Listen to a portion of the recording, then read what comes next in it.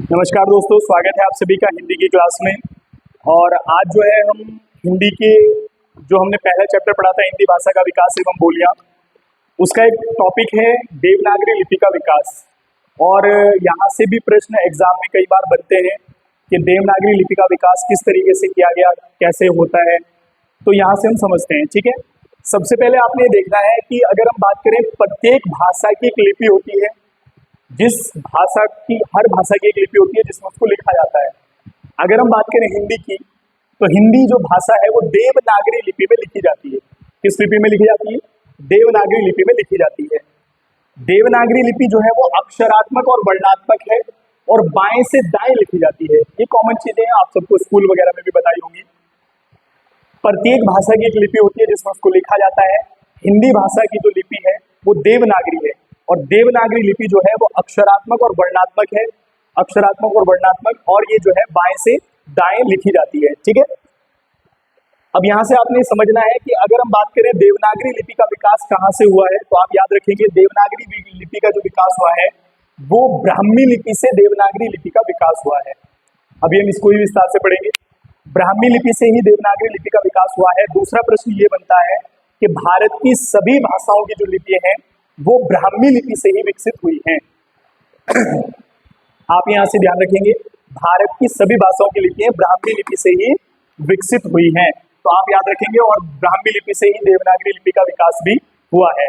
अब हम ब्राह्मी लिपि के गुप्त काल में दो भेद होते हैं। गुप्त काल में ब्राह्मी लिपि के दो भेद थे, उनके बारे में देख लेते हैं। एक उत्तरी ब्राह्मी और एक दक्षिणी ब्राह्मी।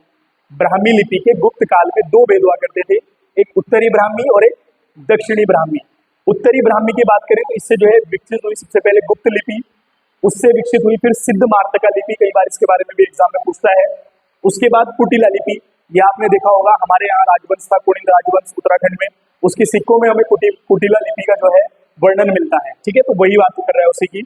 और कुटिला लिपि आगे चल के दो हिस्सों में डिवाइड हुई, एक नागरी लिपि और एक शारदा लिपि। नागरी लिपि की तो बात हम करेंगे क्योंकि देवनागरी इसी से विकसित हुई है।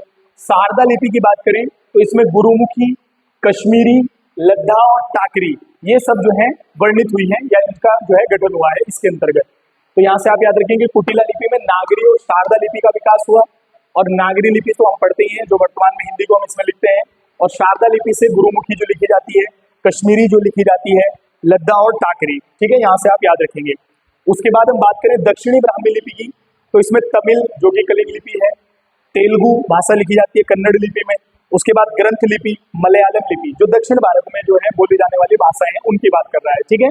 तो यानी कि गुप्त काल में ब्राह्मी लिपि के दो भेद हुए, उत्तरी ब्राह्मी और दक्षिणी ब्राह्मी। उत्तरी ब्राह्मी से ही निकली है नागरी लिपि, देवनागरी लिपि, ठीक है। उसके बाद अब हम बात करते हैं नागरी लिपि की। तो नागरी लिपि से आप समझते हैं, देखो सिंगल लाइन में प्रश्न बनेगा, यहाँ से ज्यादा हार्ड ये नहीं है, ठीक है। नागरी लिपि की दो शाखाएं हुई हैं, एक पश्चिमी शाखा और एक पूर्वी शाखा। पश्चिमी शाखा में देवनागरी, राजस्थानी, गुजराती, कैथी।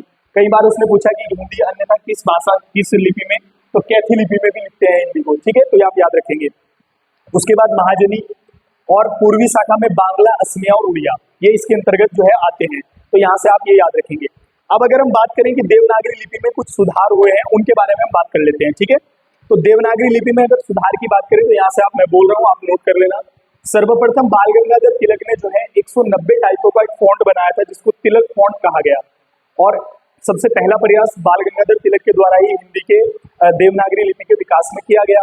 उसके बाद सावरकर बंधुओं ने अ की 12 खड़ी तैयार की, ये भी आप नोट कर सकते हैं।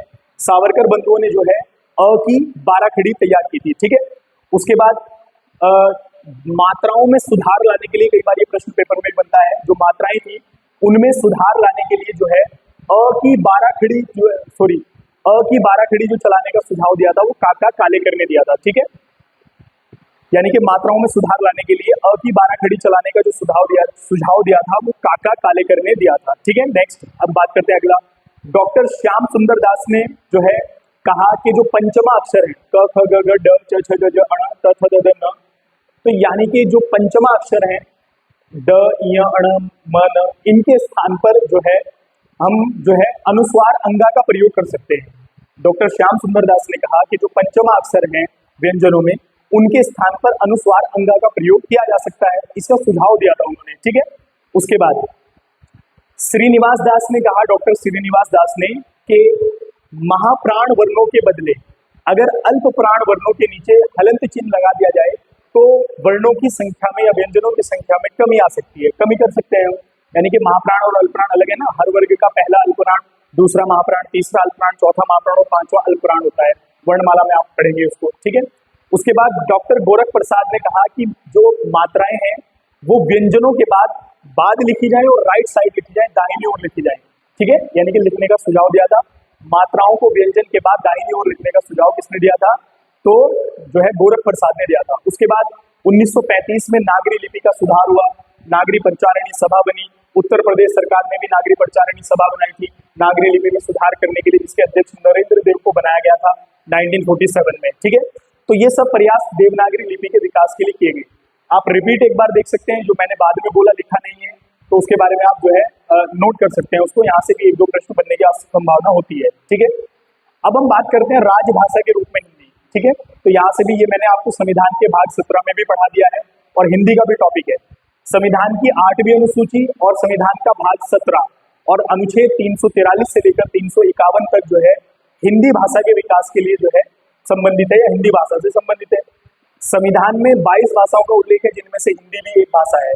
और संविधान में जो है कहीं पर भी जो है राष्ट्रभाषा का उल्लेख नहीं दिया गया है, बल्कि हिंदी संविधान की राजभाषा है। देखो ध्यान से, दो भाषाएं बड़े टॉप पर थी जिनमें जो है डिफरेंस था, मतलब जो बल दिया जा रहा था, कुछ लोग हिंदी के पक्षधर थे, कुछ लोग अंग्रेजी के पक्षधर थे। और हिंदी में भी 2 लिपियों वाली हिंदी थी, जो महात्मा गांधी और जवाहरलाल नेहरू थे, वो अलग हिंदी जो है अलग लिपि वाली हिंदी के पक्षधर थे, ठीक है ना। लेकिन इसके बाद भी क्या होता है, 11 सितंबर से सम्मेलन स्टार्ट होता है और 14 सितंबर 1949 में ये फिक्स किया जाता है कि हिंदी को देश की राजभाषा बना दिया गया, यानी कि राजभाषा के रूप में हिंदी को स्वीकार किया गया और प्रत्येक वर्ष 14 सितंबर को हिंदी दिवस के रूप में मनाते हैं, ठीक है। अब यहाँ से टॉपिक ये निकलता है कि अंग्रेजी को हमने इसलिए नहीं बनाया क्योंकि वो किसी विदेश देश की भाषा थी और एकदम से अंग्रेजी को छोड़ भी नहीं सकते थे, क्योंकि इतने साल से अंग्रेज यहाँ पर शासन कर रहे थे, तो अंग्रेजों एकदम से अंग्रेजी को छोड़ना भी सही नहीं था। इसीलिए जब हमने 14 सितंबर 1949 को हिंदी को राजभाषा के रूप में अपनाया, तो हमने ये कहा था कि 15 वर्षों के लिए जो है अंग्रेजी को मान्यता देंगे और धीरे धीरे हिंदी को सब जगह जो है लागू कर दिया जाएगा, और ऐसा अब तक तो हुआ नहीं है, ठीक है। तो ये देवनागरी लिपि और हिंदी भाषा का विकास एवं बोलियां थी, इसका सेकंड पार्ट ये है, इससे फर्स्ट पार्ट हम डाल चुके हैं, आप वहां से देख सकते हैं। अगला जो चैप्टर होगा, अगला जो भाग होगा इसका, वो हम बात करेंगे संविधान में, हिंदी की क्लास में वर्णमाला की। वर्णमाला से भी 1-2 प्रश्न बनते हैं। तब तक के लिए धन्यवाद।